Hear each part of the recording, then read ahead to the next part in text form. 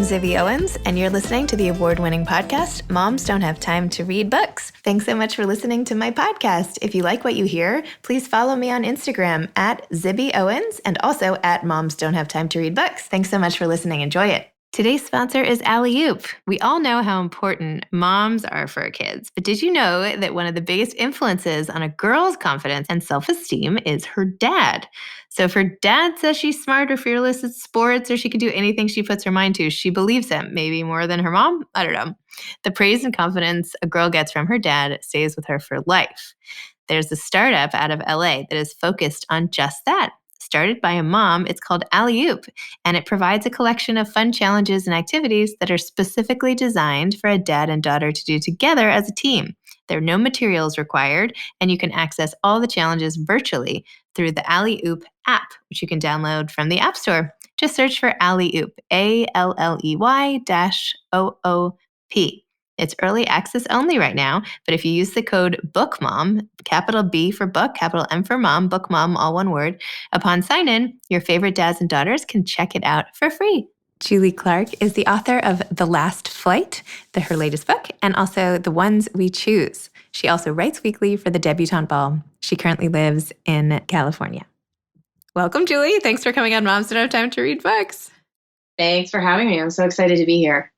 Could you please tell listeners what The Last Flight is about?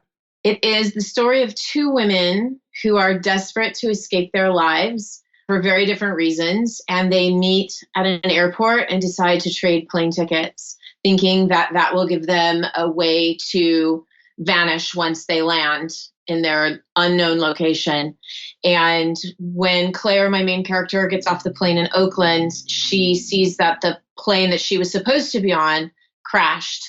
And she is now in Oakland. She has this other woman's name, her identity, her purse, her keys, and she realizes she has an opportunity to start over as somebody completely new. But what she doesn't know is what that other woman, Eva, was running from. And so she slowly starts to figure out that Eva was not honest with her in the airport and what she told her about what was going on. So it's a dual POV. It goes back and forth between Claire in the present time moving forward and Eva in the past. And we kind of see what leads up to that moment with Eva at the airport and what was going on with her. Wow. I mean, how can you not want to read it after that description, right? That's like, I mean, when I first heard it, I was like, you have to find out what happens, right? It's like edge of your seat. That's awesome.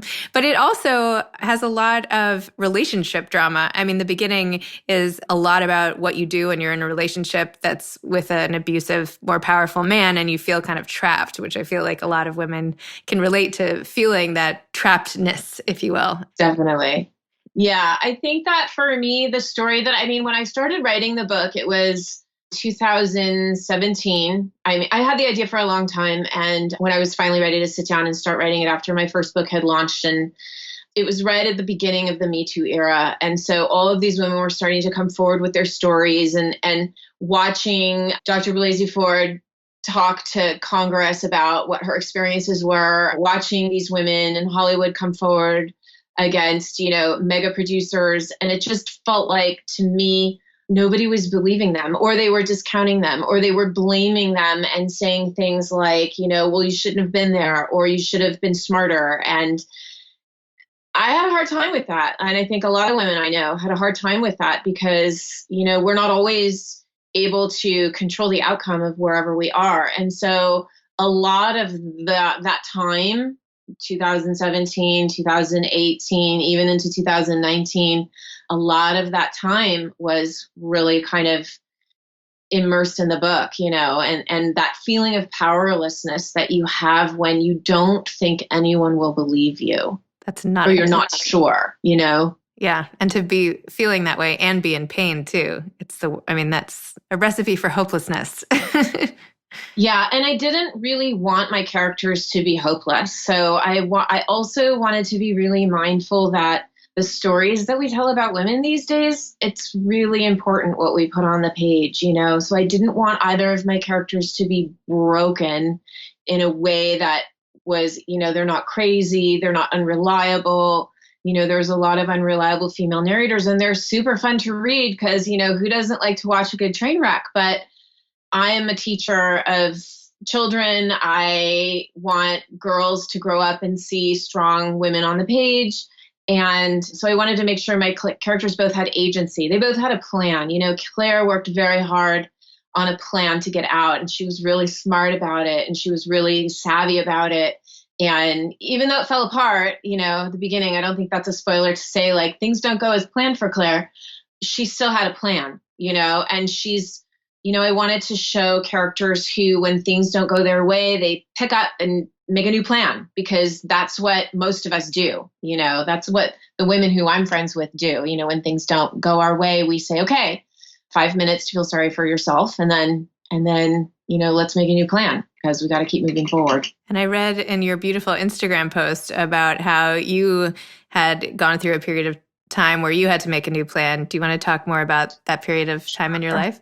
In 2015, I was diagnosed with breast cancer. It was caught early, thankfully, but it was something that I'd always been afraid of. My best friend had died in 2012 of breast cancer. So I was always like, oh my God, what if it happens to me? I'm a single mom. I have 2 boys.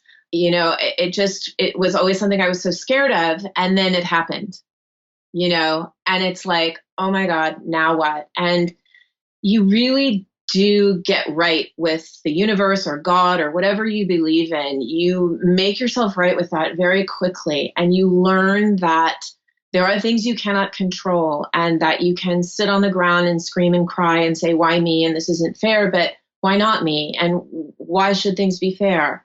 And so it was really a powerful time in my life that I learned a lot about what it means to be afraid and still move forward.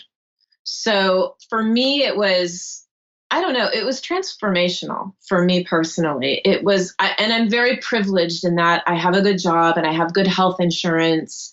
I was able to take time off work and go on disability. And it was such a privilege to be able to step out of my life in that way and just focus on myself and my kids and keeping everything as normal for them as I possibly could.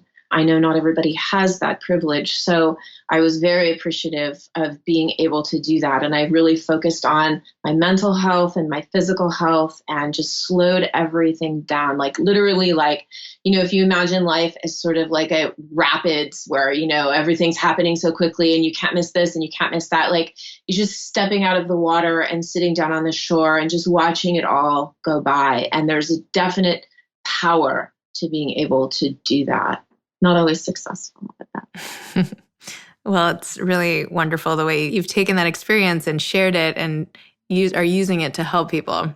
I mean, it's funny, and I don't mean to in any way compare your personal, struggle with breast cancer to the world pandemic now, but some of the things you were saying sort of resonate with what people are saying now, and that everybody is forced to do just what you're saying: spend time with their kids, be at home, sit at the edge of the water, and watch the world go by. I think it's very comparable. I think that, it's a very scary time. And, as you know, New York City is hit especially hard. I have friends there who are not feeling well, and it's scary. It's very scary. And, here in California, we're hit hard, not nearly as hard yet as New York is, but, there is time to go for walks with my boys and, watch them play with the dog. And it is very reminiscent to me of that time personally, to just stop doing everything and just think about, okay, and I got in the habit of always, every time I started to feel really stressed or really worried, I would always get in the habit of stopping and saying, in this moment right now, right this moment, I'm okay. I'm okay. I don't know what's going to happen 5 minutes from now. I don't know what's going to happen 5 days from now, but right now, I'm okay. And that really helped me a lot then. And it helps me now every time I start, hyperventilating and going and I'm like, oh my God, I can't read this anymore. And what are they doing? And deep breath, there are some grownups in charge, maybe not the grown-up we'd like to be in charge, but there are some people who are in charge, and just take a deep breath. Yeah, I think this is one big exercise in mindfulness. This is the mindfulness community being like, I got you all to try it. I definitely think that's true. And I'm doing a lot more meditating than I have in a long time. And it's reminding me again of wow, that really works. Oh, it's so funny. I mean, not funny. It's scary and awful, but it's funny too. I mean, you have to find the humor. Otherwise, like, how do you get through? It's like, You don't. And then you make yourself sick, literally. Stress causes illness, I think, and it weakens your immune system. And then, you're right where you need to be, or you don't want to be, I should say. I read that. I mean, I knew that obviously. It's like, I know that. But when I was reading lists of how to prepare, sort of as this whole thing was going down a couple of weeks ago, and they were saying, how stress, as just what you're saying, is such an immune suppressant, really. And I was like, I can't afford any immune suppressants around my kids right now. So I can't be this stressed. I just cannot be stressed about this. I have to drink water and move my body and like do all those things that I usually ignore. I have to. So Yeah. Yeah. And luckily you have lots of time too. Yeah. And yet still some days go by and I'm like, those 20 minutes of exercise, when was I going to fit that in? I know. It's 9:37, time to meditate. Yeah. Oh my gosh. So going back to your book for a second, when you were writing this book, tell me like what your process was like. And I know it's your second book. And I've heard that writing a second book is way harder than writing the first book, this like sophomore panic attack or something that happens to people. Did you find that or not really? No, because it was a totally different book from day one. My first book was definitely upmarket women's fiction, and it could be categorized as like a family drama suspense sort of, but not really. I mean, really, you'd have to turn it sideways and squint with one eye and then maybe. But sure, let's say that. And but this one is just totally not that. It's domestic suspense, so I had to kind of figure out how to write that. So that was new. And my process is, I'm noticing with the second book, and now as I'm working on the third book, it's different every time. So I can't, with The Last Flight, I wrote the first draft in probably 3 or 4 months. Wow. I knew exactly what I wanted to have happen. I knew exactly where I wanted it to go. I knew exactly how it was going to end or how I wanted it to end. And I just needed to get everybody from A to B to C to D to the ends. And then I would go back and kind of refine it. And I thought that's how I work. That's how I work. I read an interview Celestine did about her sister who's an engineer. And the engineer motto is, first you make it work and then you make it elegant. And I was like, that's what I do. First you make it work and then you go back and you really refine it and you make it elegant and you get all the language and character and backstory and emotion on the page after you've blocked out the scenes. But then guess what? With book 3, I'm not working like that. So it's different. It's kind of like building a house, right? First you have to, not to bring up more cliches, but it's true. It's like you can't decorate at the beginning. First you have to figure out where the walls go. So. Right. And the plumbing and all the stuff that you don't really want anybody to see, which are the story beats and the turning points. And you don't want anybody noticing those. You just want them experiencing them. So yes, it's a little bit like that. And how did you actively learn how to write this type of a book, like a domestic suspense book? Did you like read an article or take a class? I know you are a teacher yourself, but it's a unique genre, right? It's like it has some formulaic elements to it to create drama. Yes. I've talked to a lot of friends who write exclusively in this genre and had a lot of help and a lot of critique partners who are very experienced in this category to give me tips. My agent was great too. And I worked with an outside editor who's also very good. So I had a lot of outside help to kind of teach me how these things are supposed to go. But a lot of it is just done by instinct, by reading a lot in the genre. So I was heavily influenced by Tana French and heavily influenced by, Megan Miranda, and Sally Hepworth is another one, Lisa Jewell. Like I just literally immersed myself in these authors and these stories and studied it to see kind of like, how do they pace it? How, even like down to, I noticed that there's like 5-page chapters. Interesting. Okay. I didn't do that. I don't think I can write chapters that small, but there's definitely like things that they do, moves that they make. And as a teacher of writing, I'm already thinking through that lens, because all of what I do when I teach writing with students is we study exemplars, we study books, we do author studies. And so I'm already really used to looking at books like that. So it's easy for me see those author moves that are maybe not so explicit to straight up readers. What grade do you teach? Fifth grade. Oh, fifth grade English. Wow. Fifth grade everything. Fifth grade everything. Yeah. Oh my gosh. Yeah, everything. I have two sixth graders right now. So. Oh my. Yeah. Wow. Well, do you feel like this extra layer of pressure being in English, like teaching what you're trying to do? No, because I keep my teaching and my writing life very separate. I never want anybody in my school community to feel like I'm not bringing 100% to my teaching day. As a parent myself, like I want to make sure my kids are, their teachers are showing up every day with 100% of their attention on the kids and the teaching. So I don't, every now and then I'll bring in like, revised page or a chapter and I'll say like, this is number 12. And it's like covered with marks because, when I say it's time to revise your writing, they like read it through once, change a word, turn it in. And it's like, that's not really what I meant. So I do use things like that, but mostly I don't. Since I don't write for kids, I try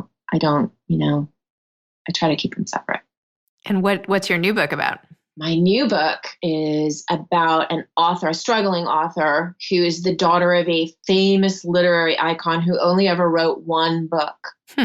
Much beloved in the literary community and deceased, unfortunately. But she is guarding a secret about him that would absolutely shatter everything everybody believes to be true about him. And so on the eve of her memoir about him, that's being released alongside the 50th edition of his iconic book, an anonymous blog post comes up that basically says that everything the world believes about Frederick Solomon is wrong. And over the next 8 weeks, it's going to dismantle all of the lies. And so my main character, Trixie, is trying to figure out like, who this is and how do they know and what do they know? And everything that she believed to be true is also not true. Wow. And so how are you coming up with these great ideas? They just occur to you like a dream or what?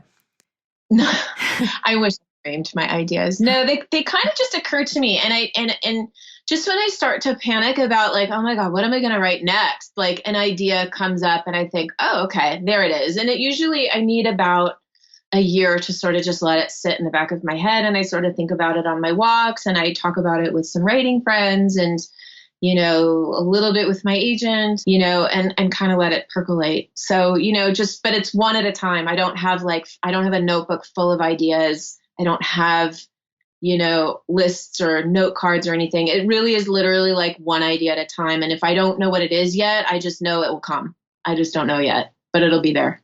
So when I need it. That's a lot of confidence in the universe. I like it. I do. I mean, I do have a lot of confidence in the universe. I know. No, it's really great. It's refreshing and it's awesome. It's like you might as well. I mean, why not? Why go a different way? Right? Yeah. Yeah. I'm a big believer. The universe will always give you what you need the moment you need it and not a minute sooner. So chill. I feel like I'm going to have to come to you for all of my, my fill of Zen-dom. I can't even speak. I'm like, oh my goodness. I just wanted to read a quote or two from the book. You wrote, "It's a complicated grief, not just the loss of my name and identity, but also the life I once hoped I'd have. The death of any dream deserves to be mourned, all its intricate facets touched one last time." Do you feel like you have personally had dreams you've had to let go of, or do you just feel like this is something the character would undoubtedly be feeling? I think that definitely, everybody has dreams that they thought would happen and don't happen the way they want them to. And I think that there is a fine line between wallowing in that and honoring it, like what Claire is doing there and saying, like, I accept that these are the mistakes that I made. I accept that I'm going to lose something as a result of those mistakes, and to just give it one last squeeze and then let it go. It's easier said than done though. I think we all have regrets. Yeah. It's always nice to know that all the bad stuff in our lives can actually be used to become great books. Right? If you didn't have the bad, I mean, I had coffee with a friend the other day and she's like, I don't think I could ever write anything because like nothing that bad has ever happened to me. She's like, I feel guilty, but my life has been pretty easy. So that's why I can't think of anything to write about. Yeah, I think it's hard. I think I spend a lot of time. I think for me, it's my imagination that causes problems, but also gives me really good writing ideas. So I've always been a rather fearful person. When I was little, I was always afraid of being kidnapped. So I was always on the lookout for like, who's that person? What's going on with that panel van? That kind of thing. And as a mom, I'm also very paranoid. Now it's not so much what's going on with that panel van, but it's like, boys do not walk next to a panel van. Here's why, but I also think that it helps me sort of imagine all of these what if scenarios, and so with Claire, I've always been fascinated with the idea of, could somebody really disappear from their life, like literally vanish without a trace, without any like federal help from, witness protection or something? Could you really do it? Could you, and so I have a friend who used to work for the FBI. And so I called him up and I'm like, how would somebody get a good passport, a good ID, so that it's not questioned? And he said, the Russian mafia is the way to go. Like they're the only game in town. And so, and you just kind of go from there. Like, okay, so I have a character who, for whatever reason, wants to leave her life. Why would she want to leave her life? For a while, I thought maybe she's a bookie. Maybe she like is tired of the life, tired of the game, But that, and then you kind of go down a lot of dead ends of, well, then I'm going to have to like find a bookie and talk to a bookie. And then I'm like, back up, No, I'd rather talk to a privileged New Yorker or something like that who could relate. I think so. That's a much more pleasant conversation. No, I'm kidding. No offense to any bookies listening, but Yeah, no, I mean, definitely don't want to offend the bookies. Okay, one more quote I wanted to ask you about. So the tagline that you came up with sort of for the book, or that is in all the advertising, it's not really a quote, but it says, with your back against the wall, would you be brave enough to take the chance you're given?